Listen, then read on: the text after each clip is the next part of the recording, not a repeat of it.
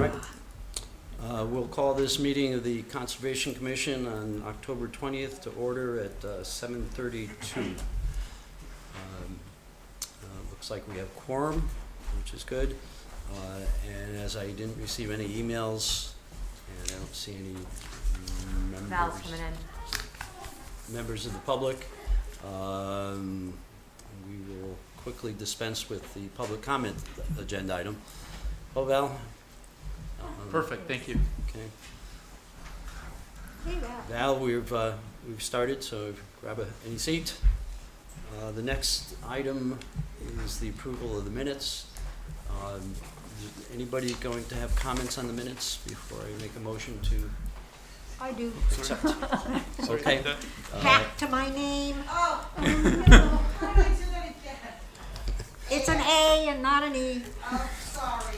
Also, I noticed, the very end, after the meeting adjourned at 9:09, it says next meeting Thursday, October 20th at 7 p.m. It should be 7:30. 7:30. Did I do that again today? Mm-hmm. No, this is The agenda for today says 7:30. Oh, yeah, I didn't put the time in here, for the next meeting.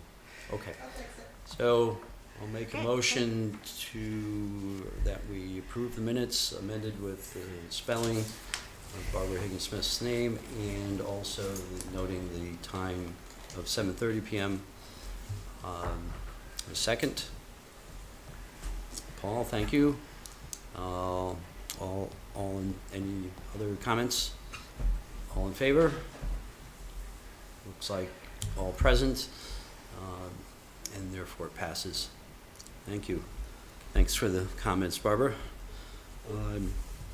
The third item, if Valerie has caught her breath, is just a quick recap of Woodbridge Like Me Day. I know Valerie was there and Barbara was there, so anybody else that was there Really there, but that's all would right. take comments on the day.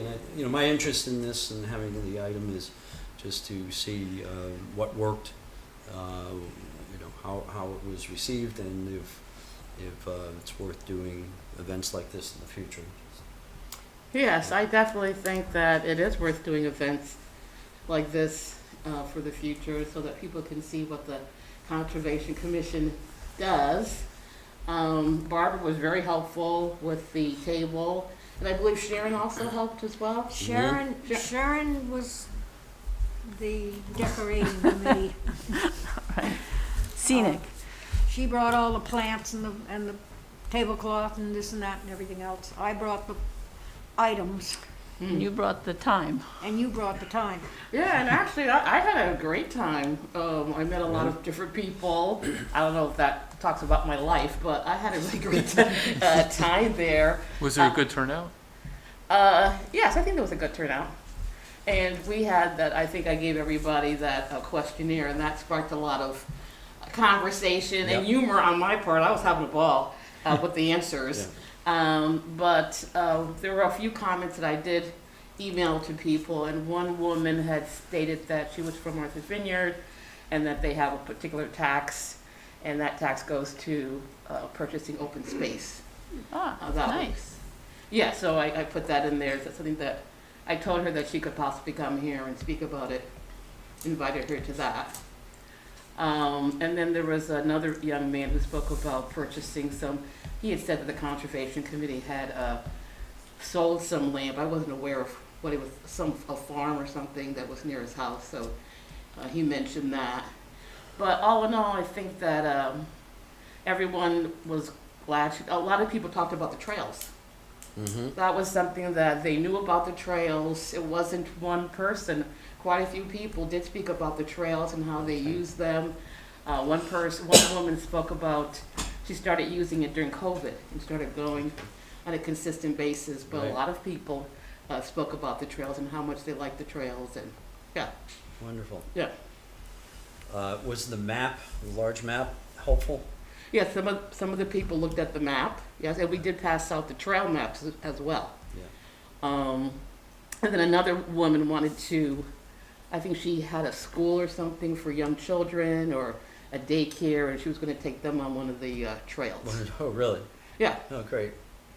Great. yep, so I definitely think that it gave a better insight of what we do as a committee, Yeah, and people did seem interested in it. great. Mm. Great. Were people asking about other aspects of what we do in terms of, were you, is there something else we should have brought to the table, so to speak, that have been prepared to speak about, or that No, perhaps, no? no, I don't think so. I think that the quiz that we gave prompted a lot of conversation. There were a lot of people in Woodbridge that have bats. We talked about black bears and Yeah, everything that a conservation committee would be, Okay. aware of, but everybody seemed to, oh, I had a beer in my tree the other day, and so, and was there interest in us doing anything else? Did they say, oh, we wish you would be looking at this or doing this, or no, just No? the woman from Martha's Vineyard who spoke about the special tax? Yeah. which was, I thought was, Which I took note of on your. yeah, which I note. thought was an interesting concept, and Okay. What did they tax? What were they taxing? I think it was real estate. Okay. I think what she was saying is when they close on a house, Yeah. Really? Okay. Okay. Interesting. there would be a tax on the real estate so that it would go into purchasing other, Like a stamp tax, but the tax would go toward open space. right. Okay. Yeah. Val, did anybody make any comments about our explanation of open space versus protected? No, I didn't. Nobody didn't say anything? Yeah, it was just me and my husband, there, and he didn't. I mean, he was very helpful and No, everything, no, but I didn't, I that- wondered whether any of the audience made any comments, whether they asked any questions or said Yeah. anything about it. no, not to us, they didn't. Okay. Yeah. Great. Any other comments about the day, or for those who were there, or okay? Any I think it's questions always- for Val, or I think it's always an excellent thing to any public function Yeah. that it's apropos, it's to, yeah. because people just don't know Yeah. of the existence of a lot of these Right. commissions and committees Right. and what Right. they do and how they help. And so I think it's just a very good thing to be Yeah. out there Right. talking And to get the people. message out. Well, good. Mm. All right. Well, thank you all who helped get us Thank you. prepared and stayed the whole time. Just I touch and go understand. for a second. Val, I'm glad it was a good time. Yes, I had a good time, yeah. Yeah. Well, we'll hopefully be around for the next one. Wonderful. I would like to add a new agenda item. We can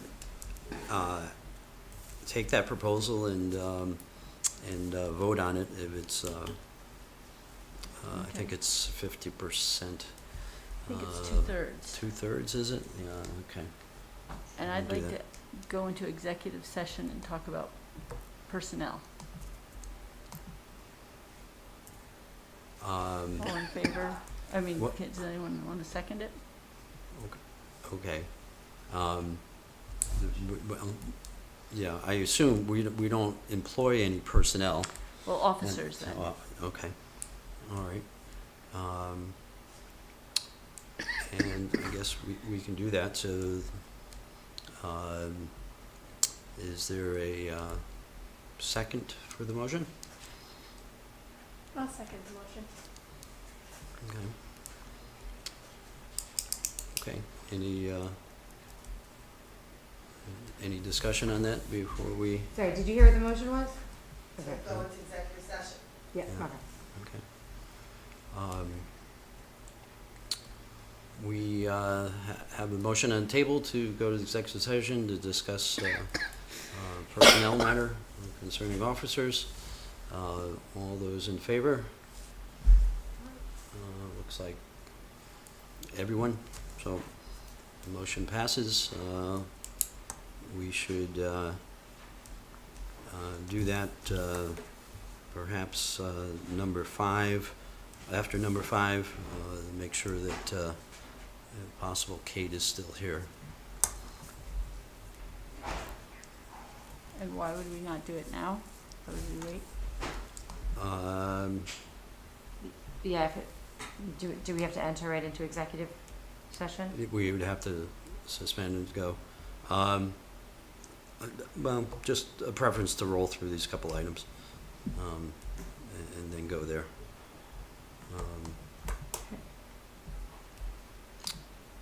So the next agenda item is just a recap on the visit by Tony.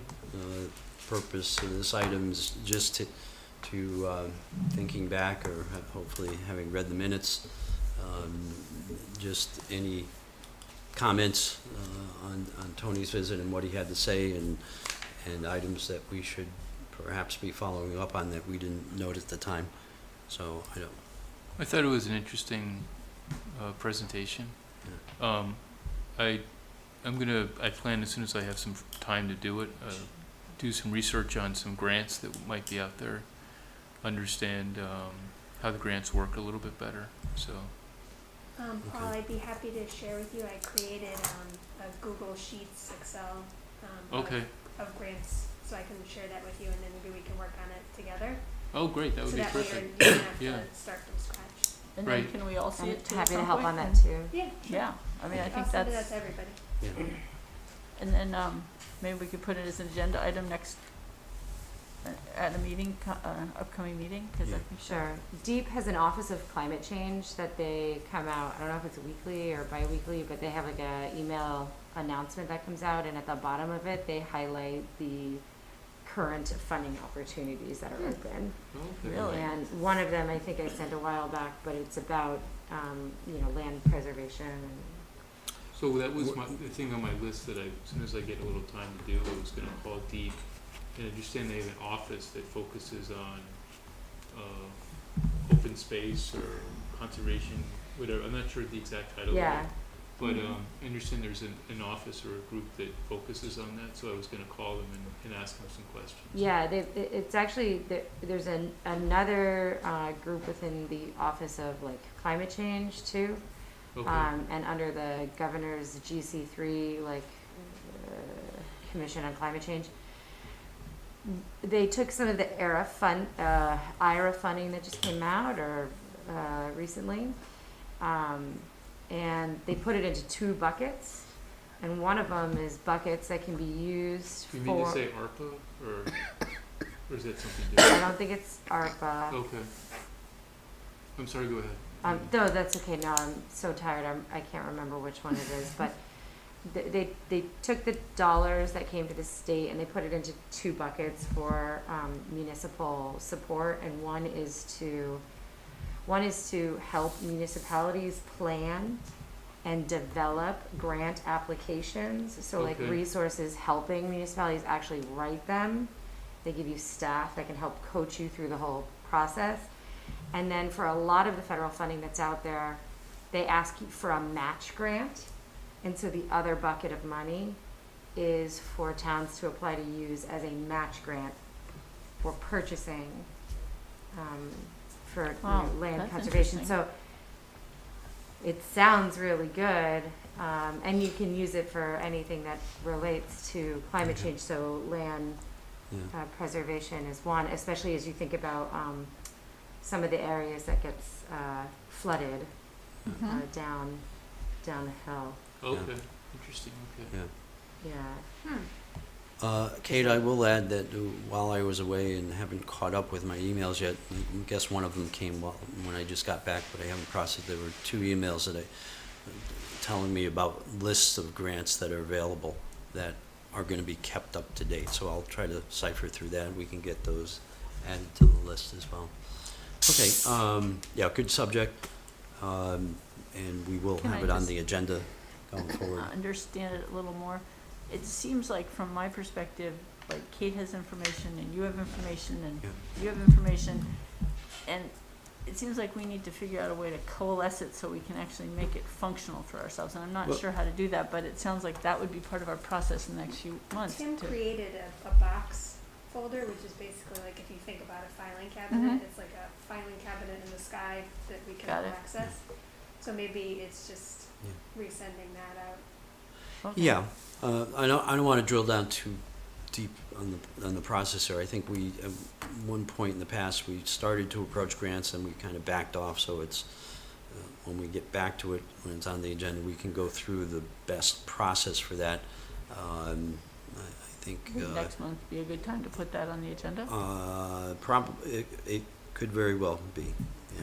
I don't think we're Okay. jammed coming Request up. that. So, I mean, it is one of the things coming out of Tony's that he Mhm. raised again, and one of the reasons for having Tony, so we'd have the background. I frankly don't know that much about it, and I think we Yeah. have some opportunity, so I wanted to just learn more about it so I could be productive with it. I think we're all there. We're Well, nobody I think expertise. these guys are someplace else. I think Diana works on some. Right, they know Kate's more. worked on some, but, okay.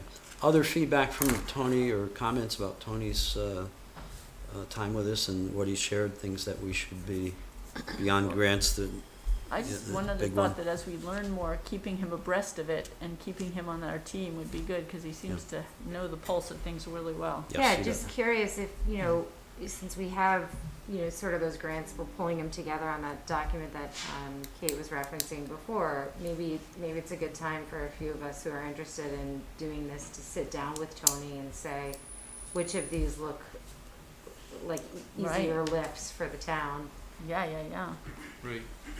That sounds I had a smart. couple things in specific that I had in mind, and I didn't know whether they would qualify for a grant or not. So I wanted to talk to somebody who knew a little bit more about it and see if It that all was. depends on how you paint that narrative. Right? The grant application. Okay. Exactly. Alright. I had a question. I'm not totally sure why he brought up about the PA 490. Be- The open because- space. Because we had it on the list for, it was a question for him to address. But why are we particularly interested? I mean, it as open space for, it kind of works backwards from what we think of as open space. In other words, if a person has open space or farmland or forest land, they can apply for a reduction in their taxes for that particular acreage. But that doesn't mean they have to keep it that way, that Right. doesn't mean it is public, it doesn't Right. mean anything other than it gives them a tax break for keeping some open space. Right. It's a temporary incentive. Yeah, Yeah. it's an incentive, it definitely is an incentive Yeah. and works in that way. And I suppose it's good for us to know where there is open space because of that. I mean, Yes. people Oh, that's a good point. don't necessarily change because they like the reduction in taxes, and it's a pretty good reduction, so maybe that's, you know, again, maybe we can put together something that shows Yeah. where all this is. Yeah. My own interest is, understanding how something gets to be designated as PA 490 and what that process is. People identify something as open space. How is the value judgment come to that it is actually an open space worth designating? I think that, and I may be wrong, but I think it's purely if you have not built on it, and it's a certain amount of acreage. Yeah. Yeah, I think it's pretty It has to straightforward. be, you Yeah. can't My take understanding was quarter- there was some approval that had to be granted by the town. Well, I think there is, but they Yeah. have to just confirm that you have, it's Yeah. not taking Okay. a quarter of an acre and saying, Alright. we haven't built on it, it's taking Yep. 4 or 5 or 6 acres kind of thing, at least. Do you know how big The the- minimum acreage, Do you know what the requirement is, like how large the parcel of land has to be? the requirement on what? I'm sorry, how large the parcel of land has to be I able don't to know what qualify? the acreage is, but it's easy to find out. Okay, I was just curious. Yeah, I can find out that Okay, easily. should we move on? And of course, there's a difference between forest and open space and farm. Farm. I mean, farm, you have to be farming There are something, 3 different designations. Mhm. Okay. and I think they're different, For so many years in a row, too, yeah, and right? there's a different level of discount, if we Any, Okay. any final comments on Tony's or thoughts about it? About his visit and his words to us? No, I thought it was very helpful and glad, and to the point that was made, that, you know, Tony has a lot of knowledge about town and processes, and be a good person for us to work with as we go forward. Next, the item on budget programs review. This item is just to raise back in front of everyone the two active programs that we had in the budget that was approved for this fiscal year. Fiscal year starting in May, I guess, will go through April 30th of next year. As we had identified these programs as things that we asked the town to fund, we need to keep our eye on the ball and make sure we pick these up and start to implement them, or decide not to, but formally do that. I don't just want them to fall by the wayside in the background. So on the first one, I did send an email out to everyone that there was an opportunity, and I took it to ask to expand the funding for this through the ARPA. The town was collecting ARPA requests, and this one, it seemed like, according to Tony's comment at the last meeting, that this could possibly fall into the ARPA. So I followed his advice, and I sent a copy of which I gave you all, something to him to expand the dollars for this. So that was consistent with this IDA program. This program itself, I mean, we can talk about this at some juncture. The town trails group will also be looking and talking about where it makes sense to put some safety signage. They met last week and touched on this discussion about where there's some danger, and specifically two places up on Rimmon Road and on, I'm sorry, not Rimmon, but Route 67 and Seymour Road, and on Pease Road, were talked about as being particularly having fast traffic, where some safety signage at the trail crossings might be helpful. But all of you may want to weigh in on that. Wasn't going to have that detailed discussion today, just wanted to remind everybody that this is here. The second item was the pilot program for boot brushes. Kate and I have chatted a little bit we had an opportunity, we chatted a little bit about this one. Kate was identified a possible way we could kick this off, and I'd like to have her talk about that a little bit. Okay. We have in Woodbridge one of the foremost experts on jumping worms, Dr. Anise Dobson. She's been featured in New Yorker magazine talking about it, and I had reached out to her to see if she'd be willing to do programming in town about what jumping worms are, what to look for, and to try and hopefully prevent their spread. There are jumping worms in Woodbridge already. They live in the top 5 inches or so of topsoil, and they eat all of the nutrients out of it, which means that if you get a heavy rain, there's less there to kind of hold the soil in. But they can be particularly detrimental in forests because they eat through all the leaf litter, and then the bugs that live there don't have anything to eat, and then the animals that eat the bugs don't have anything to eat. And so it's really important that we do kind of everything we can to avoid having them spread further. And so I would like to do an educational thing at the library. I would want to invite the Parks Association and the Land Trust to be our partners in this, to spread the word, and so she can talk about kind of best practices to avoid them. So if everyone, if that's something that the group feels comfortable with. What's her name? Anise Dobson, Dubs? Dobson. That sounds great. In a perfect world, it would be great to do it before everyone does their leaf cleanup, because if you live in a yard that is infected with jumping worms, they can attach the leaves and say you dump your leaves into the woods at the edge of your property, Right. you would be moving them. So if there are people watching from home, wherever they are, that's something to be mindful of. But she's was open to giving this presentation. Where, are there particular areas of the town that have these? I don't know that there's an identified map, but I have them. And I'm a master gardener also, and so it's been absolutely heartbreaking.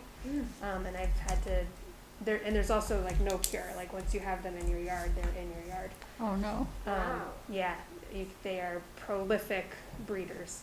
How do you know you have them? How can you tell? The soil will look like coffee grounds, and they are very aggressive worms, and so like a normal earthworm would try to kind of avoid you, or these guys, if you touch them, they wiggle violently, which is how they get their jumping worm's name.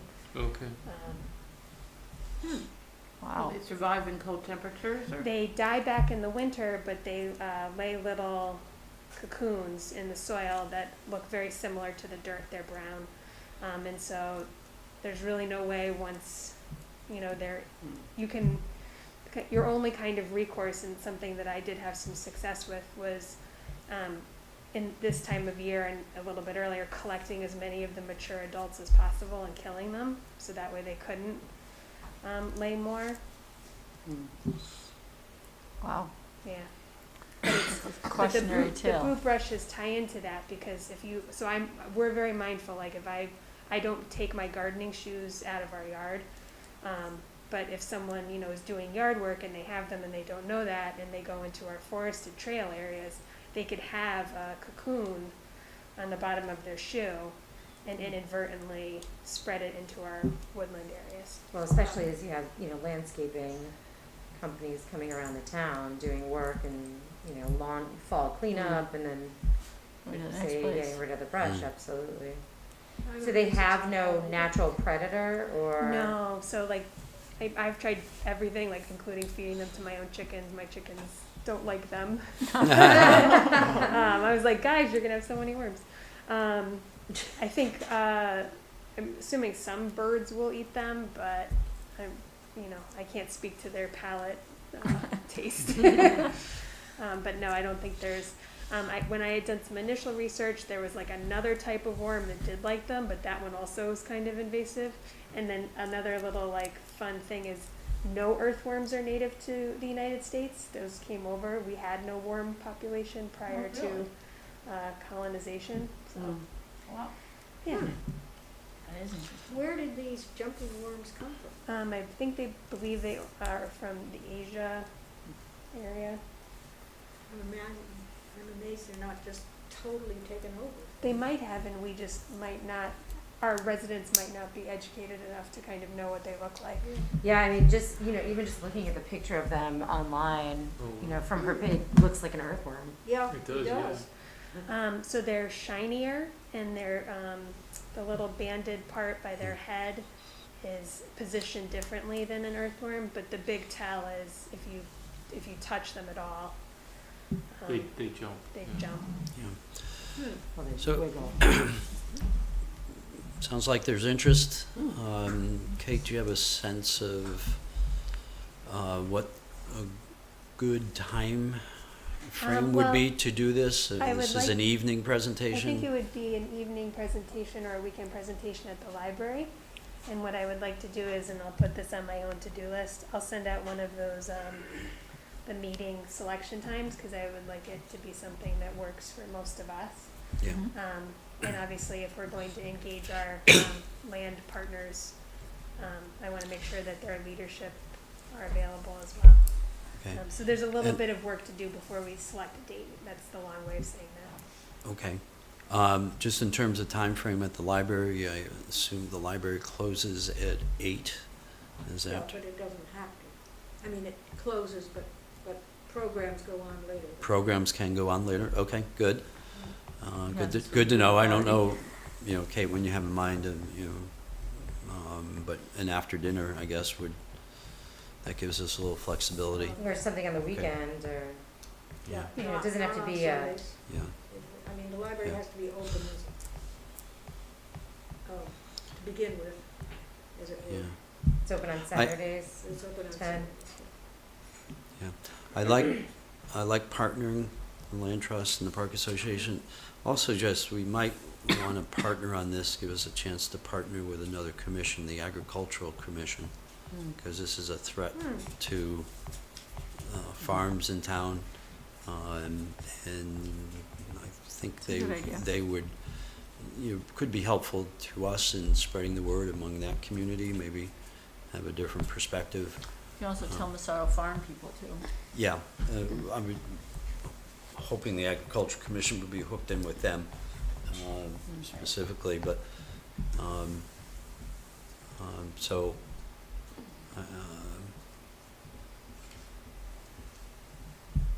okay, so I may reach out and just give them a heads up on that.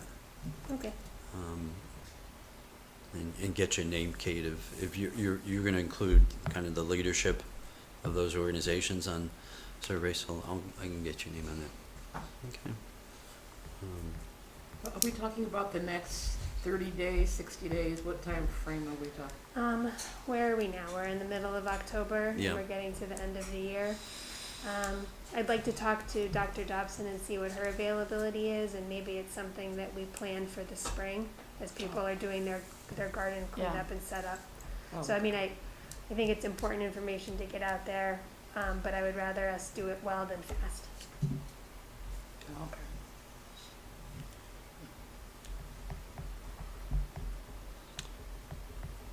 There, just Sharon, thank you for your comments. I would guess besides the few organizations we partner with, there are some other groups in town that we should perhaps reach out specifically on and just notify of at least, and then, Yeah, like the garden maybe it's a club. Massaro, maybe it's the garden club, people who are Community garden. affected, community garden. That was a question. I don't know who, excuse me, has responsibility for the community gardens, if I'll there's, tell Kate. excuse me? I do, I'll tell Kate, Oh, okay, Andy and Tara Stack. okay. So there's Yeah. some designated leaders, good. All right. So is, back to what the topic was, is there, a process or a plan that we have to put in place for the boot brushes? Well, we have to decide, we don't have a lot of money. I mean, it was just a pilot. Sure, So we would have to decide where those would best be deployed okay, in town. And I think we might take some information we gain through this process and maybe, and target. A thought has occurred to me, but, And the land we'll trust has see. some money and the town has money, so, Yeah. or the garden club has money, or the, Yeah, I mean, Community- we all do part of it. we can make people aware, maybe at the session, that we were gonna pilot this, we only have enough money to do, and I Yeah. haven't done a lot of research on the costs of things. Okay. The boot brushes are easy to look up, but, what is it, how much signage do we need to explain what it is and use it, and that cost, I'm not. How much money do we have in our budget for that? Paul, I wouldn't want to speak because I didn't write it down here, and it was, the way that budget works, it's split over 3 different accounts. So I need to put it back together, but it's minimal, 500 or 1,000, in that range, 700, 750 maybe. Okay. So So there was putting enough it- for one, I thought. some I hope more high than one. profile trail. Yeah, yeah, or maybe not a trail. I mean, it doesn't have to per se be a trail. Making them public aware of this. I mean, I have to say, I'm involved in all kinds of garden, Yeah. this, that, everything else, and I've never even heard of them before Yeah, tonight. you know, if, for So- instance, And I might have a garden full of them. yeah, for instance, I guess it could be at the cornfields parking lot, where you might get knowledge of a lot of people, or at least exposure to people who are walking, but also the community gardens, and you might reach multiple audiences there and get the word spread a little bit, because a lot of people go up Okay. there over the course of time. So, you know, we can consider something like that. And per the suggestion, other folks have money, and maybe there's, we end up with more than one installation Gotcha. if we get a hit. So, it's the reason to pull in some other groups. Okay, any final comments there? Do we have to take any, action on the trail signage also, item on the budget? Well, yes, I mean, I bring it forth to say it's gotta come up. You know, we wanna pay attention to that. Part of me says, let's see what happens to the ARPA request, because, you know, again, that's a very limited amount of money, and we just have to decide where we're gonna put one set of safety signs, one sign going each way on the road. If the ARPA request comes through, it's a different type of project, because it's, ARPA, you get to spend the funds over multiple years, but it would cover, again, I don't have my numbers in front of me, but there's probably money in there for, well, I think I didn't identify money. I identified locations where we could use signage. And I went through and Which we counted should all all the trail discuss and closings. figure out if that's what we all agree upon. Yeah, yeah. So I'd like to move that we move into executive session. And having finished the other agenda items, we will move to executive session. So does that mean the cameras go off? Cameras go off.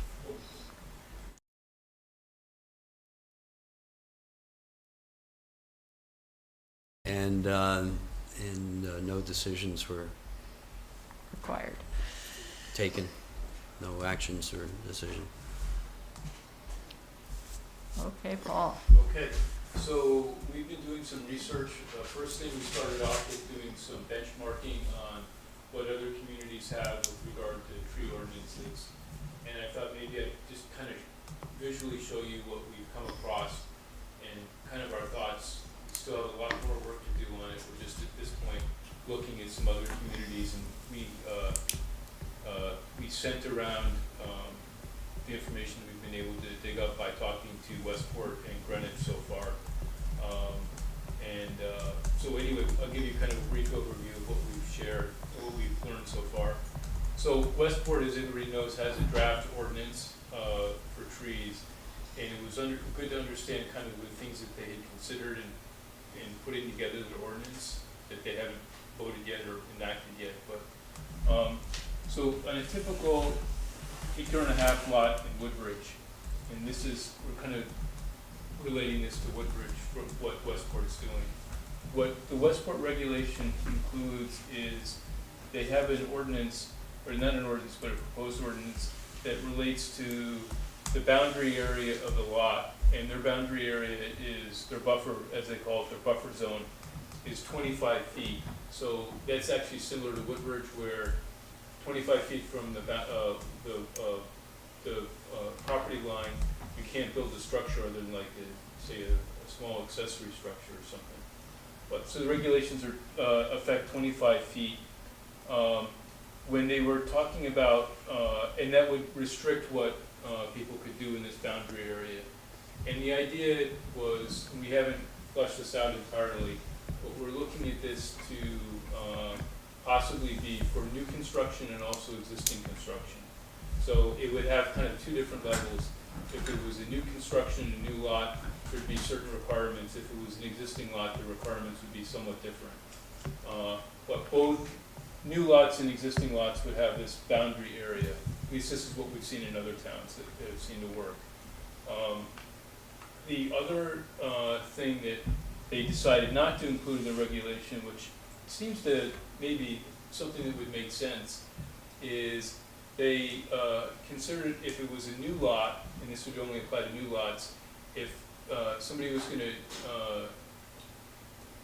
cut down trees on the new lot in an extensive amount, so we'd have to talk about what would be kind of the threshold for that. If they were to do that, then they would have to, as part of their building permit process or planning zoning approval or what have you, they would have to provide a tree plan, and that might be replanting the trees or just clearing the trees entirely. But our thought was, and this was just something we were kicking around in terms of our brainstorming session, that if we made that requirement such that if they cut down more than 40% of the trees or 50%, I don't know what the magic number is, of what number makes sense, then they would have to submit a tree plan in terms of what their overall tree plan was. So it's a little bit of a hassle in terms of having to submit another plan to the building department or to the zoning people who we have to decide who would review it. But it would be somewhat of an encouragement for somebody to stop and think, do I really want to cut down that many trees and have to file this this plan with the town, or should maybe I not cut down as many trees in the center part of my lot? So that's just something that we were kicking around. Whether that stays in what we eventually kind of suggest or bring forward, it's still up to debate. But so anyway, you would have the inner tree portion of it would be just for new lots. The outer tree portion would apply to all existing properties. And we'd have to define what would be protected, whether it would be trees over a certain diameter or, you know, significant size trees or species or what have you, whether it just apply to native trees. So we have a lot of more work to do on it. But I thought it would be helpful just to mention this is what we have been talking about. We looked at a number of communities. Westport has a proposed regulation, Greenwich has something, Hartford has a very detailed tree ordinance, Ridgefield has a tree ordinance. So we're trying to look around to see what other people have done to get ideas in terms of what's gone well and what hasn't. So Barbara and I met on Monday. In the next couple of weeks, Diane and the three of us are going to get together. With Diana's background, we thought she would have a different perspective that would be really helpful. So. Good work. I have a question. If I could just add to it, the thought about the perimeter, the 25 feet, of course, is that you can't touch the trees that are there, so that you have a buffer. And then, of course, if you're doing a lot next to it, they can't touch the 25 feet. So you really have 50 feet of trees left around Exactly. everybody's so that would be property. Exactly. To add to what Barbara was saying, is our thought was that would start to create kind of a, you know, more of a, the next lot has sort of the same sort of thing, and all of a sudden you have a 50-foot separation where there's a wooded area between properties. So, you know, we thought that would have some benefit. I have a question, since this is happening, that we had a tree person come because one of our trees is ill, which would be within the 25 feet perimeter, and I felt like I didn't need anybody's jurisdiction to cut that tree down. In this scenario, how do you go about cutting down a tree that may fall and be a danger? I think I don't think that this would apply to it. It I think if there was a apply. tree that was dead or a dangerous tree, diseased. then you would just do it. If you have a Sorry, to grove be of clear ashes. though, that's, this rule that you're talking about right now is for new So this, so construction. so So again, there'd existing be- houses with Would still have 75-year-old. the 25-foot buffer though, isn't And that if the what you're saying? buffer has a grove of ash trees that are bad, I mean, nobody's gonna stop that from coming yeah, down. so that's the thing, that's the kind of the balance we have to draw so that Right. we're, you know, accomplishing something but not being intrusive and telling Right, people what they can do. hindering, right. So that's a very sensitive thing that we've kicked around a bit, and we're not there in terms of how we do that balance, but, you know, we're sensitive to that, because, you know, obviously if you have a bad tree and you wanna get rid of it, you should be able to do that. But just to add something further to this is, we were thinking that this border this 25-foot corridor, if we were to go that way, would apply both to existing and new lots. So if you, obviously, if you don't have it, there's nothing You don't to have stop to you rebuild from it. doing it.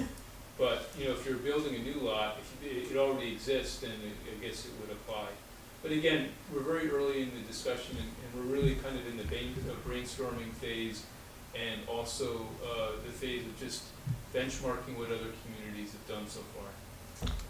I also looked at, you had the thing about Asheville, and they sort of do a percentage, they have a whole different equation that. Yeah, so other communities do that too. They do a certain foliage coverage, which is something, Foliage, yeah. yeah, which is, I think makes sense too. And that's something you can think about with like a tree plan, you know, depending on what they're taking down and the maturity of the tree and what the crown is, but, you know, you can submit, these are the trees that I'm gonna plant in place of that, and within 10, 15 years, it's gonna recover that, you know, coverage area. So the idea with having this, an ordinance for the center part of the lot, for new lots, was most people who build houses and cut down a whole bunch of trees, the first thing they do when they move in the house is go out and start to plant things. So our thought was, maybe if we had an ordinance that created a hurdle to, or another step for somebody to have to go through, that they would be more thoughtful in terms of what they cut down initially, and say, well, maybe we should try to save some of the things that are there before we just go off and cut everything down. So Paul, just tell me again, the 25 feet represents the setback from the property line for a building? Right, yes, Okay. yeah, so in Well, Woodbridge, it's the setback for cutting down trees too. Right, Right. in the proposal, or the way you're starting to Right. think about the It- it- proposal. Would, if this was, you know, let's go back up to, whatever road that was that started it. If North thi- Road. North Road, thank you. If this was that property, there were, my memory is there were 3 building lots together. So this would apply to, and it was, I don't know if it was, but let's say it was a subdivision. Somebody was splitting up into three lots. Would then this apply equally as well, not only to each the of property, lots. but to the individual subdivision lots? Yes. yes, yeah, that was the idea. Okay. So, again, we're really in the early stages of this. Yep. You know, we have to stop and think about, you know, being too intrusive on people and telling them what they have to do and what they can't. But we're trying to think of something, if we did this 25-foot perimeter, it's an area where you can't build anything anyway. Yeah. So, you know, how much are we really impacting people by saying, you know, leave those trees there? You could put a shed or something on a 25-foot area. I think you have to only be 15 feet or so. But if you were to build a house or a garage or something, I think you'd have to be 25 feet away. So, at least at this stage, we thought that would be something where we'd be less intrusive on and dictating to people what they had to do. I mean, basically, I think what our end goal is to stop clear cutting Mhm. in development. Yep. That's the be all and the end all, and how to make it Right. palatable to everybody concerned is. Exactly. So we want to make it workable without having to be, making it just too complicated for people to deal with or too burdensome. And I suggested that perhaps we start out as simple as possible. And as time goes on, if we find more, perhaps I should use the words restrictive or however, it can be amended in the ordinance, or rather than trying to come up with a very complicated thing to begin with, just to try to start out simple. So this is the direction we've been talking. And by the way, if anybody on the commission has any suggestions, ideas, whatever, shoot them to myself, Paul, Diana, anybody, so we can incorporate them in the discussions we have. Right. Anybody's aware of any other communities that have ordinances we could take a look at, let us know too, please. Mhm. Sounds like thinking is starting to crystallize a little bit. Move forward, we're focused on a goal, that's good. Anything Any other anything questions? else? Comments? All right, No, so we'll, Thank you. Thank you. we'll come back and revisit this next month, I assume? Yep, okay. All right, good. All right, last item on the agenda for this, last item on the agenda for this evening is some of the member updates and items for November 17th meeting.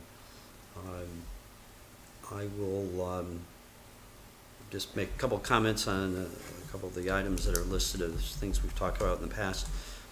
Merritt Avenue subdivision, my latest update from John Paul Garcia is that they should be, they're working on the subdivision plan for TP&Z, and they should be ready to go to them either this month or next month.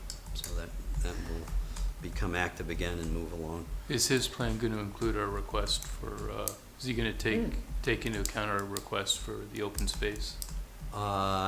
He rejected pretty clearly at our meeting the replacement of the 2 lots for open space. So I do not believe it will be inclusive of that.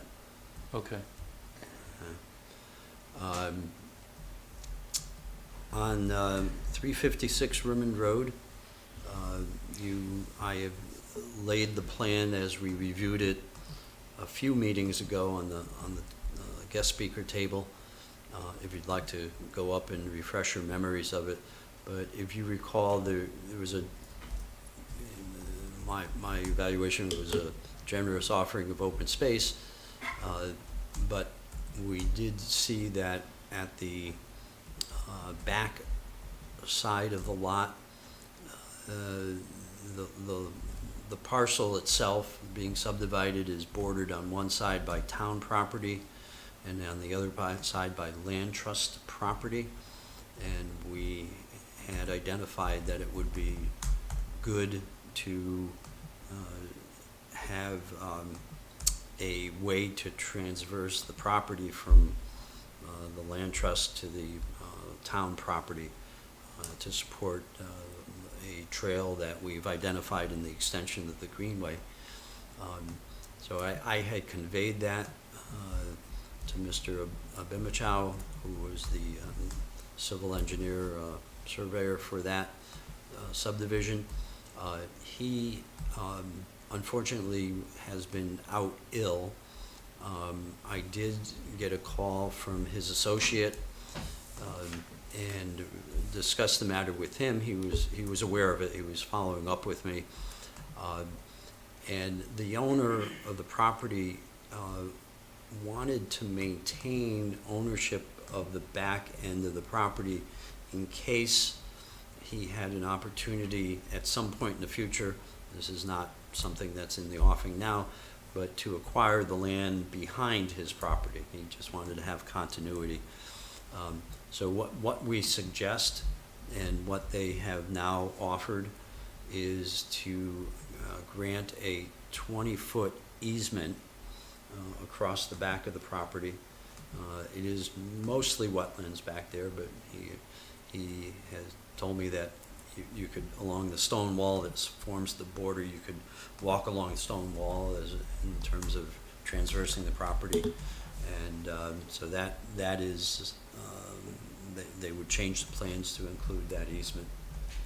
So I thought that was a fair type of compromise. It gives us the access we want, and owning the land doesn't bring anything really to the town, and proportionally to the other land they're giving us. So, any questions on that or I'd like thoughts, to look at discussion? that again some other time and it's right there. So And, so you're okay without getting any land, just getting an easement? no, the land, the multiple acres of land, and it's detailed on there, that I can't quote the exact number, but it was significant amount of open space that was being offered, is still on the table. I see, We asked for an additional easement. strip, we asked for an additional strip, either outright or in exchange for something else that was on there. And they said, well, instead of giving you an additional amount of land, we'll give you an easement so you can get across. That would even persist if they bought the other land. Yes, exactly. Those easements would be permanent, would travel with the land. When you say they said this is giving the town, Yes, This this will be deeded, the identified open space, the town ordinance calls for them to present a deed to the town for the open space to be given to the town. So is there a which does restrict, not have any protection. The deeds can be written both ways. So and one of the follow-up I would do, as we did with the other properties that were going before TBZ, is to write a note to TBZ with our sense of the proposal, and we could say in that note that this land, the deed should protect the grant of open space in perpetuity. That is typically, I think, stepping away from this situation, I think there's been an assumption that many people make, we've talked about, but even within the town, that if somebody through this process grants open space, it's protected in perpetuity. I'm not sure that's But that's legally just the an case. assumption, That's an yes. assumption, right. Right. So I we think should start making the it way, legal. we start to make sure that it's written in the deeds. And when you say they're going to grant a 20-foot easement, again, is that Yeah, that's easements, would travel with the land, yes, a perpetual easement that yeah. cannot be crossed? Yes. Okay. so who would we express if we wanted to make sure that the land that's given to the town as open space has some restriction on it that it has to remain as open space? Well, that's what Tim was just saying. Yeah, They but I mean, write how the do we do deed. that? I mean, I think that's something that we should come out and recommend, that in instances where there are subdivisions and then there's open space, that there's actually Oh, in explicit general. restriction on it, so that a board of selectmen The- 10 years from now or 15 years from now can say, hey, well, that's a nice piece of land, let's sell it to The- somebody and put some McDonald's there or something crazy, you know? That would have to be a vote though, wouldn't it? Well, From But it's still, they For can the- do it. Yeah, but they could still do it, that's the problem. I mean, they've suggested doing some pretty nuts things Yeah. too, It- recently, so. the answer, Paul, it would be well, You have to Like- write it into the deed. Into the deed, it has to Yeah. be individually in right, each deed. it has to be in the deed. deed restriction. Land, if we're talking about the subdivision ordinance, then that will come from TP&Z to alter the planning portion of TP&Z, to alter the ordinance. They write those requirements, and I shouldn't say it's an ordinance, I've lost the word, it's the regulations, I guess. They are in control of the regulations, they can change the regulations, they would have to alter that to say it has to be protected in perpetuity. Other land that comes to the town, I'm not sure of, because land could, somebody could just decide Mhm. to give a certain amount of space. And I've read deeds both ways. Just up the street from me, somebody I knew, I didn't know at the time they did this, they moved away years ago, but when they sold their property, they deeded over a certain portion, protected in perpetuity. I saw that in the deed. But others I've read don't say anything, so it would, you know, I Yes. don't know, Something the owner of the property has to write into the Yeah, deed, you and know, they hold yeah. ownership of it. right, yeah. Mhm. And I would expect that there could be a different point of view for some that would say, well, we want flexibility on what to do with the land that the town owns. And so you I think may that's, not- I think that's the root of the problem, Yeah, is that yes. flexibility. Yes, You know, if the intent is to keep the land as open space and for conservation purposes, that flexibility goes counter to Yeah. that. And that Yeah. should be something I think the Conservation Commission should take a position on and recommend mhm, that going forward, when there is open space that's turned over to the town, that there be a conservation restriction on the property that would be in perpetuity. So, you know, we don't get, you know, it doesn't take that many Board of Selectmen to approve something that's Right. not really in Yep. everybody's long-term interests.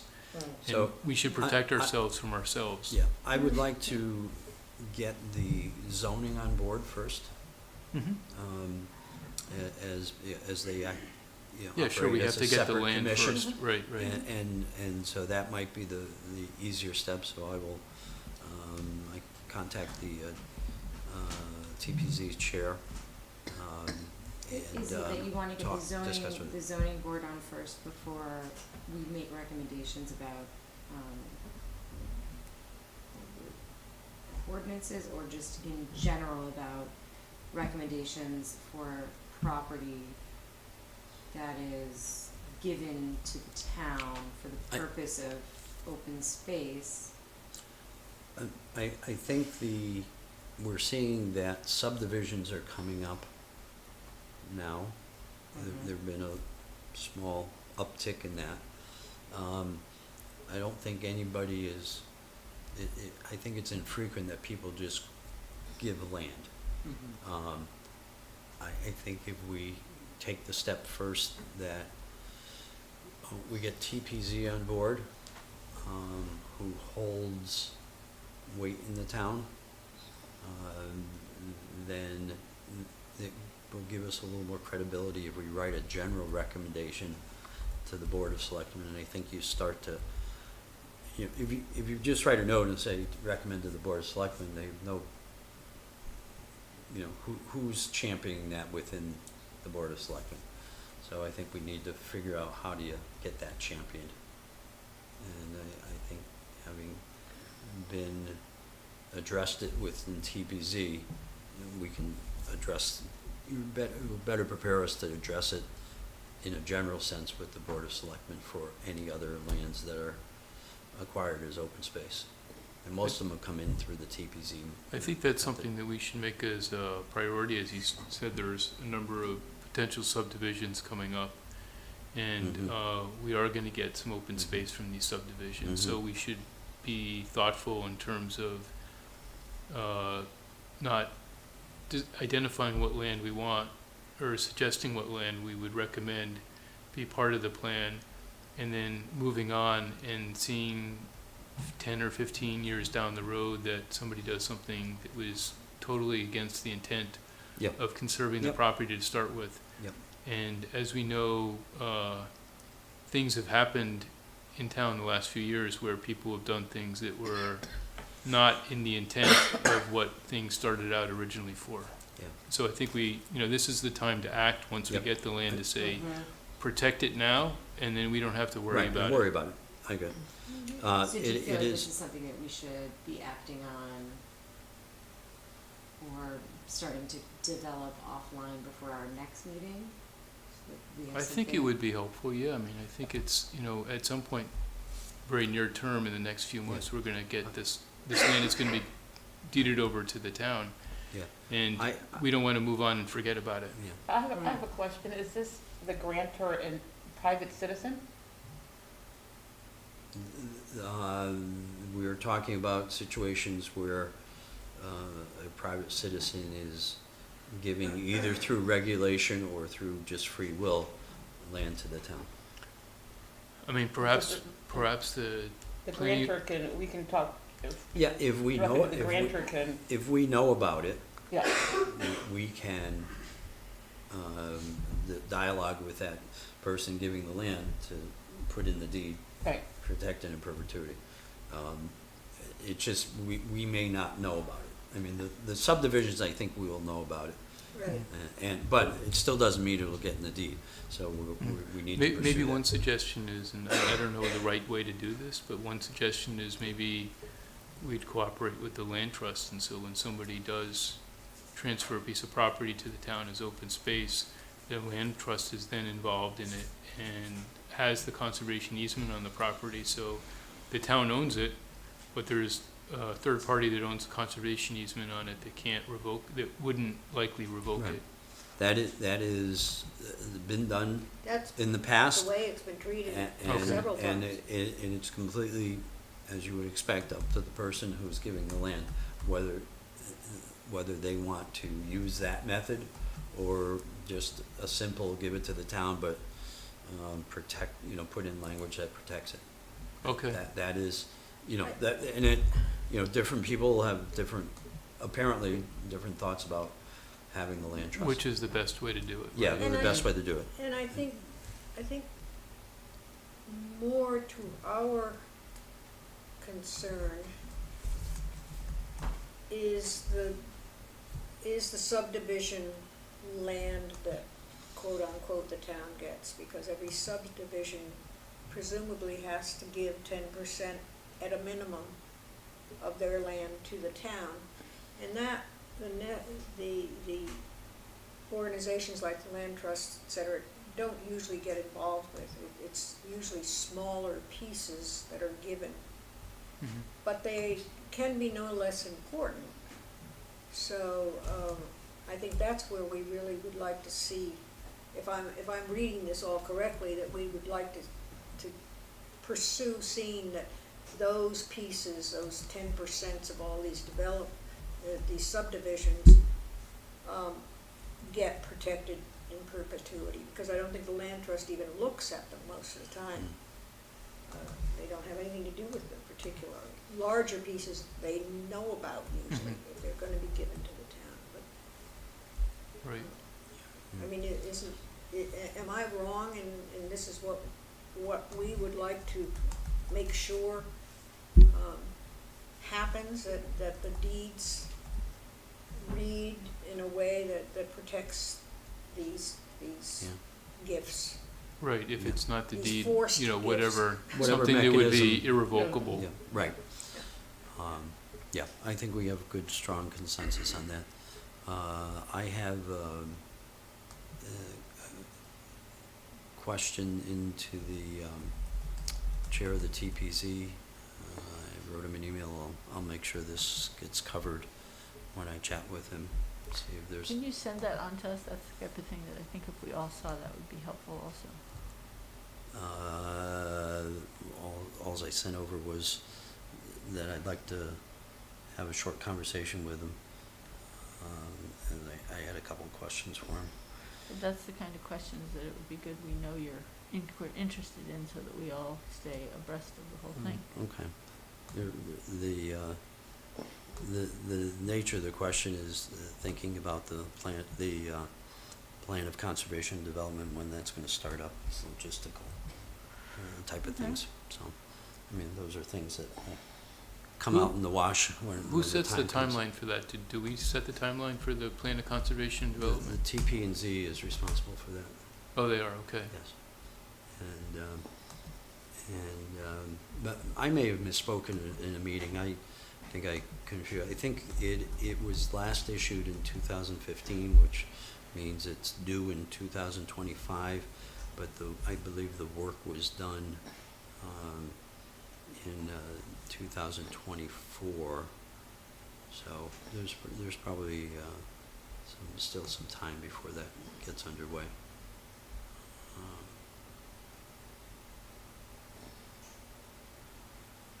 That's a big task. I mean, if we had an idea of timing, it'd be probably good to do that over a longer period of time. maybe. Yes, which is why I want to make sure that we know what the ramp-up time is. Sure. Yeah, so, okay. So beyond, we I think left this, but we feel comfortable with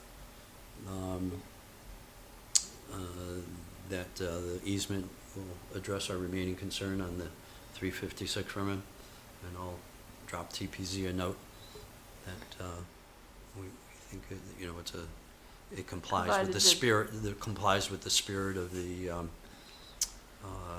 regulations. And I wanted to add, by the way, that I'm told that while I was away, this proposal cleared wetlands, and so they're ready to go in front of TPZ, so that's coming up. So I'll get them over a note. And Sharon, you were about to say? I just want to clarify that there's that easement and there's also land that they've also, Yeah, Give it I to mean, us. go Yeah. take a look. I will, I can't after we- remember the number, right? It's adjourn, right I'll on look there. at it. It's a good, healthy, a lot more than 10%. Oh, It's yes, mostly yes. wetlands too, Right. right? So I recall. It's a good portion of wetlands. I'm not sure I'd say mostly, but Okay, well, it's a that's nice good. piece of property, yeah. Okay, other member comments? Are we gonna talk about 124 Seymour Road now? Have you Uh, learned anything new about it? I 'Cause have some- I have nothing new to add. I have no other information on that. Well, I don't have too much to add other because of the time constraint, but I finally have contacted the owners themselves. Well, let me get back up a little bit. It was suggested to me that there possibly might be funds in this giant grant,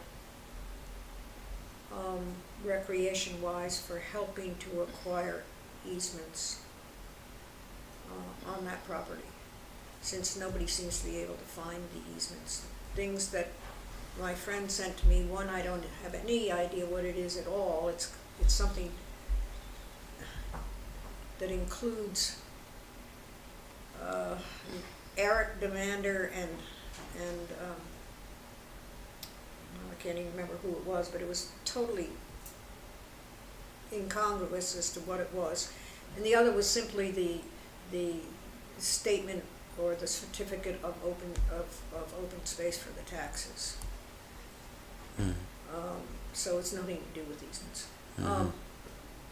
But there's a possibility, and I have contacted David Vogel to ask him if he would meet with any number of us about this. But meanwhile, I thought it would probably be, thanks to the suggestion from Paul, it would be better to speak to the owners of the property, see if they have any interest at all in trying to grant easements with or without payment.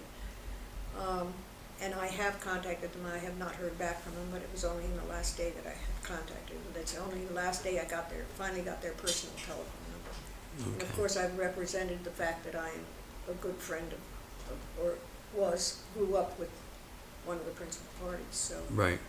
that's why I personally thought it was good to try to contact them and see whether they have an interest, and then sit down, whomever of us, maybe even invite David to come here and talk to Yeah. all of us about the possibilities. So this grant you're talking about is which?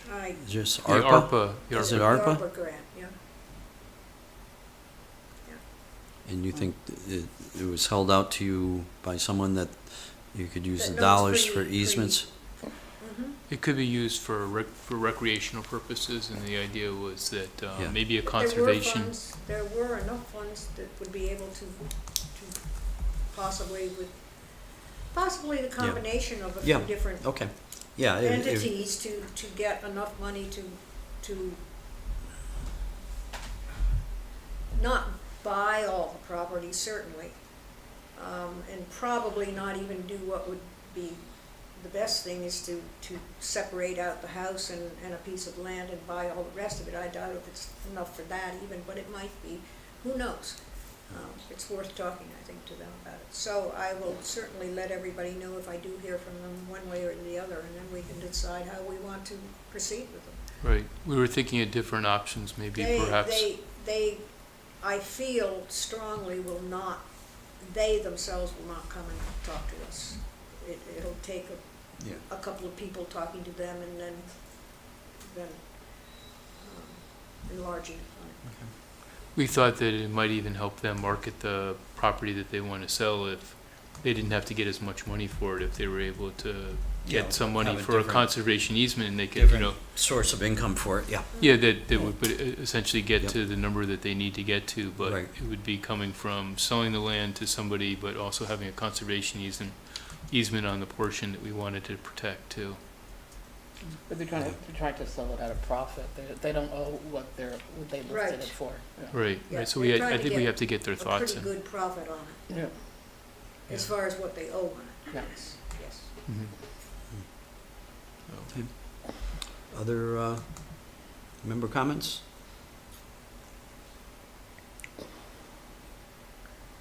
What's the bullet item under Historical Society? Well, just a reminder, I added these items one or two meetings ago at the suggestion that came out of the meeting that we don't want to forget about things we've talked about in the past, and so just to have them kind of as a Okay. listed on the agenda, just so we remember them, and then comment as we can. Specifically, the Historical Society was their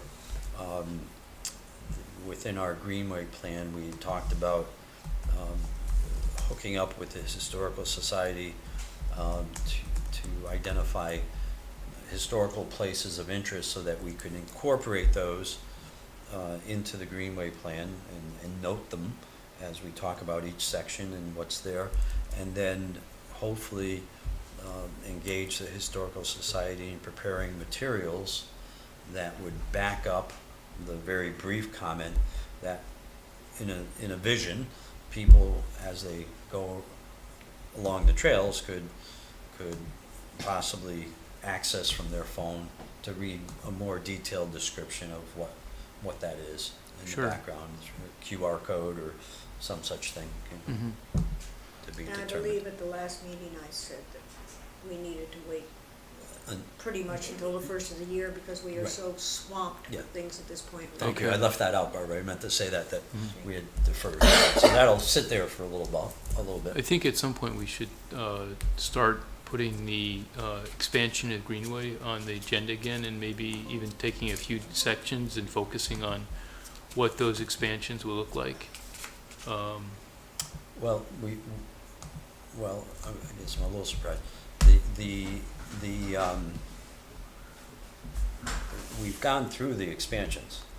Yeah, but have we documented, I mean, what's the process for putting those expansions in place? Are we gonna, Oh, well, that's implementation. That's a different, so let me talk about the Greenway plan, because I actually meant to, I guess I didn't write it down, and where we are in that process. You know, that, to me, that's a vision document. I mean, it's not a be and all and end all. We will modify it as time goes by, but it's a stake in the ground that says this is what the plan is. We've reviewed all pieces of it in our past meetings. We've sent it out for comment to the Land Trust and the Park Association. but that's the existing Greenway, not the That's extensions, right? existing and the extensions. Oh, okay, I We didn't, sent both, okay. yes. And in fact, in the note I sent them, you know, I believe I said, focus on the expansions, because the existing is the existing. It's just Right. just detailed documentation, not very interesting. Would you mind sending me the expansion Yeah. write-up again? Yeah, sure. Okay.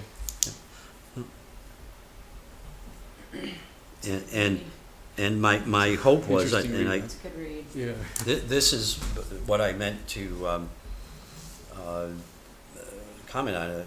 My hope is we will come back at the next meeting and adopt it, and just formally adopt it as a commission, at which point we will send it to the Board of Selectmen, so they know that it is, and also would suggest to send it to the TPZ.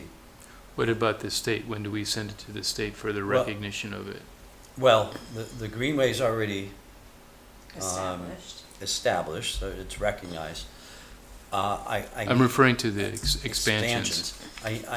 Well, I don't,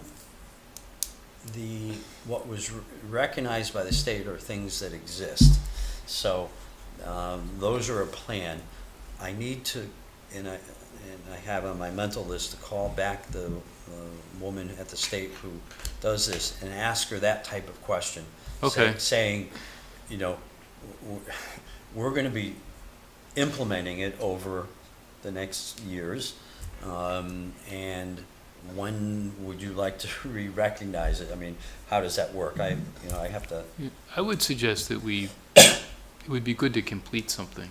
So I know yeah, it's all not gonna happen all overnight, but it would be nice to say the expansions, and I'll read through the expansions again to see what they are, to refresh my memory, but yeah, it would be nice to say the expansions that we discussed, we've gotten the Board of Selectmen to approve it, or we've all agreed that this is what we want to go forward with. We've got the Board of Selectmen to endorse it, and then we go to the state and get recognition from it, and then we've got the Greenway expansion complete, and we can move on to work on other things, or let Well- people know that there are projects that they can help out on, and right. clearing those pathways, or putting Well- signage and such like that on the new parts of the Yeah. Greenway. To me, implementing it is actually making sure that what we've defined is walkable and safe for people to walk. And some sections are going to be easier than others, and I think we do need to look at it and sort of think about where the priority would be. Mhm. And then we have to think about how does that work get done? Okay, and this is where I think the touch point comes back in with the town trails group. Because that group has collectively through the Land Trust and the Park Association and Andy Danzig, who's the town trail master, who's responsible for the maintenance of the trails, and they have a set of volunteers, people that have raised their hand and said, we will help maintain and improve the trails. And in this last meeting that the group had, I suggested to them that perhaps rather than have the maintenance activity be an ad hoc type of activity, since we knew there's a little backlog of maintenance that needs to be done, and I pointed to the expansion of the Greenway.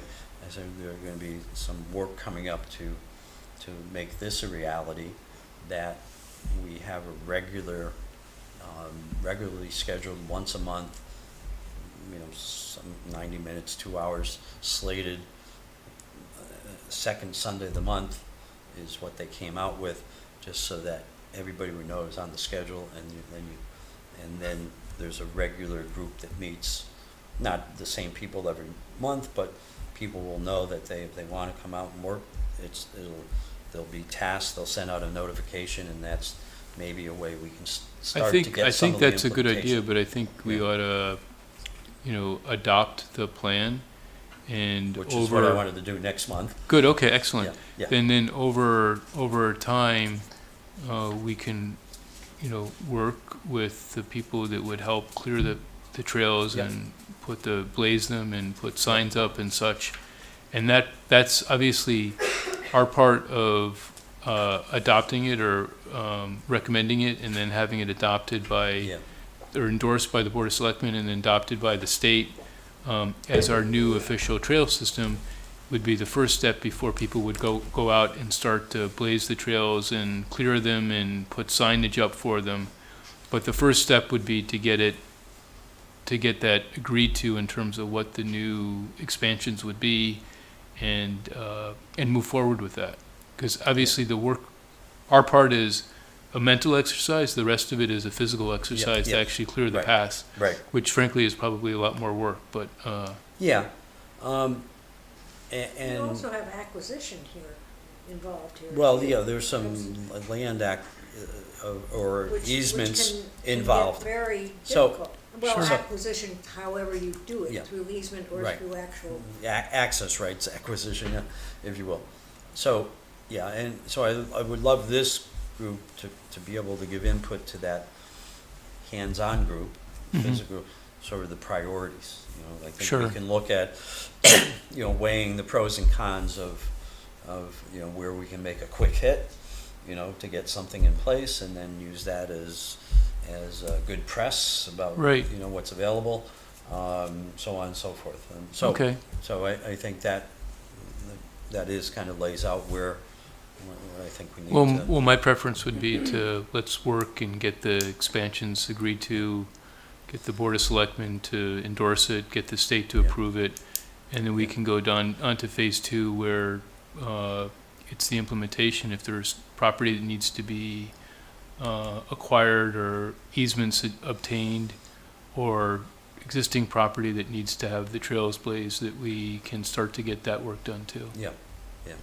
because I think that, you know, we're. I don't want to speak for everybody else, but that's my suggestion, that we get moving on it. I think I'm on board with that suggestion. My only concern is I don't think the state can endorse it until after the expansion has been completed, Yeah. which, That's what I have to work with the state. I mean, yeah. I don't, you know, They can be supportive of what our expansion goals Yeah, are, but right. if we are unsuccessful in that expansion, then, you know, Right, yeah, I don't want to tell them something's part of the Greenway and we have to abandon it because we. Right.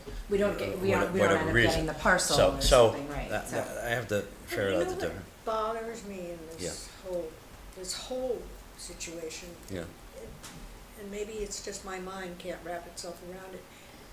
This whole Greenway thing, project, shall we call it, seems to very much involve at least 4 different organizations. Mm-hmm. And I don't see us coordinating our work on it at all. I see all these organizations doing or talking or whatever about whatever they do or talk about, and there's not much Regular cohesion between, Well- right, or Well- even discussion. yeah. so, and the organizations you're talking about, just to make sure. Well, the commission, the land trust, the park association, and your trails group. Okay, I never even knew Uh, about. That, I mean, those are the only Yeah. 4 that I'm thinking Well, of, and the- there may be more. yeah. To be clear, the Greenway effort was an effort of the Conservation Commission. That's what I thought too. So I mean, why And- I mean, in my mind, I thought we should be taking the lead on it and And we have. coordinating our efforts with the other groups. Yeah. And we have taken the lead on it. If, the submission to the state was done by the Conservation Commission. Mhm. So it was Conservation Commission led and still is. It is ours. We own it, we will hopefully, vote to adopt it as our plan. It will be sent to the first selectman for them to recognize. It will be, should be part of the plan of conservation and development. As such, it will, there are certain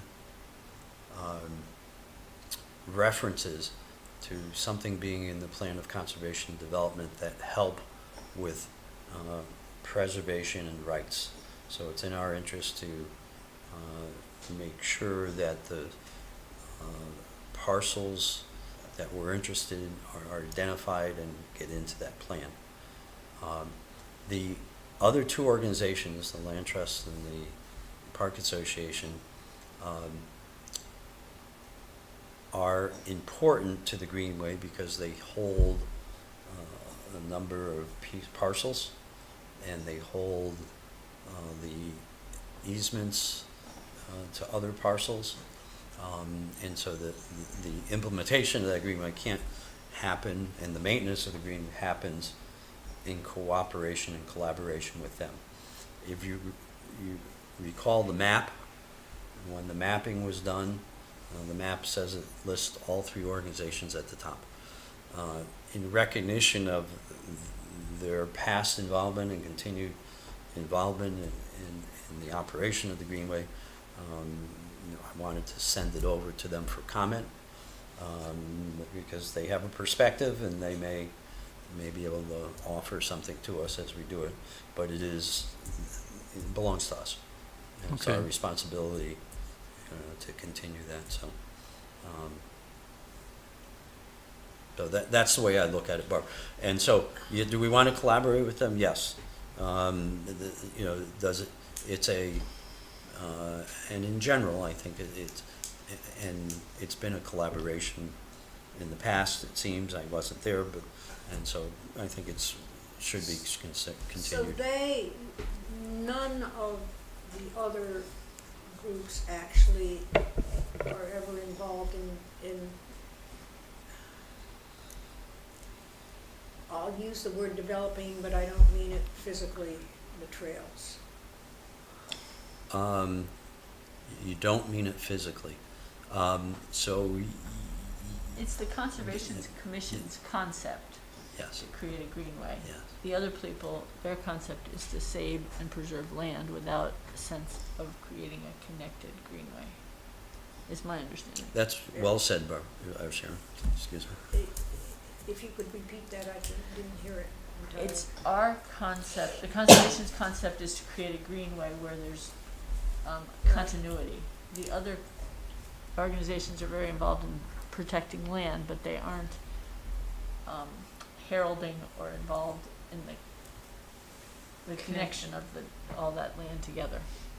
They're not opposed to it, I don't think at all, but that's the Conservation Commission's adopted mission, not the mission of the other. Right, Tim? You agree? Still agree with that? Yes, I do. Tim, I have a question. Is the Trails Group a committee or a loosely formed organization of like-minded people who are interested in the trails?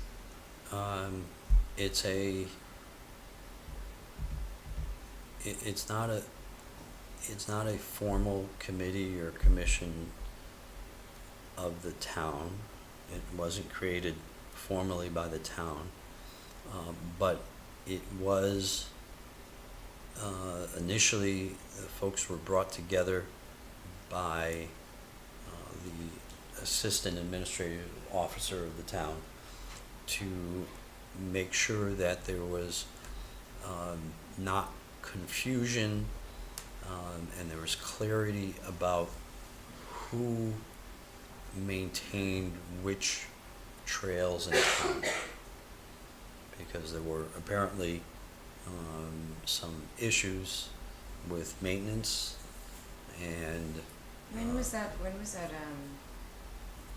were they brought together? When was that established? Just curious. you're gonna tax me on that. I'm gonna say 4, 5 years ago, Okay. but Recent. yeah, Oh, yeah. Okay. So there had been There'd been a trailmaster prior to that. it was just. there had been a trail master. There have been a number of trail masters, and I don't want to say a lot, but there have been past trail master. There was a trail master up until that period. The person resigned as trail master, had to cut back on their activities. That created somewhat of a gap. In servicing the trails. Yeah. At the time, and just a little more history, and I'd like to wrap Yeah, up. I'm sorry. That's all right. But the we're a little fractured now. Perhaps you're saying, oh, the Conservation Commission, you got Trails Group. Why is that? At the time, 20 years ago, maybe getting to be 25, when this all came together. Well, I'll say 20 because it's the 20th anniversary of the Greenway. The person who was the trail master was also on the Conservation Commission and the Park Association. And I think at one time was on the Land Trust. So there was a lot of cohesion. Yeah, You know, both of, Paul, you said it well before, and I won't remember, but, you know, to me, the kind of the vision planning side and the doing side, the physical side. So they, you know, that was sort of together.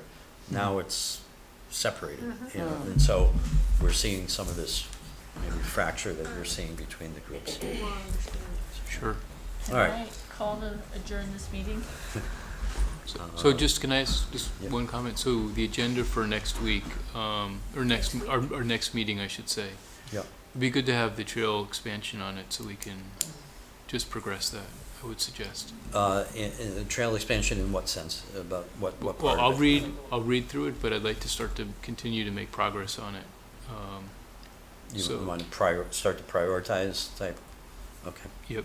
And also the grant writing will be another. Yeah, the we grant got that. writing. I have that. Yes, grant writing. And to have like a copy of the expansion also. Okay. Yeah, thanks. Actually, the most recent one would be Yeah, good, because I know they're I'll send it out to everybody. Okay. Okay, if I send the link to the box, Yes. start to cut down on the If we must. email attachments. Okay. Any other, I'm gonna sneak some, any other last comments? No, final minute? Oh, I have a comment. Yeah. Everybody's invited, not to the annual meeting, but to the presentation of the Woodbridge Oak Chair. It certainly is something to do with us, I would think. Okay, All right. pass that around.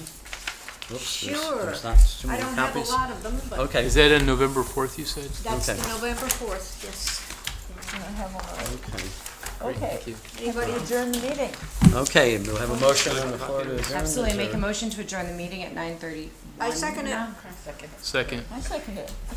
Um, Third, fourth, fifth. all in favor? Hi. Aye.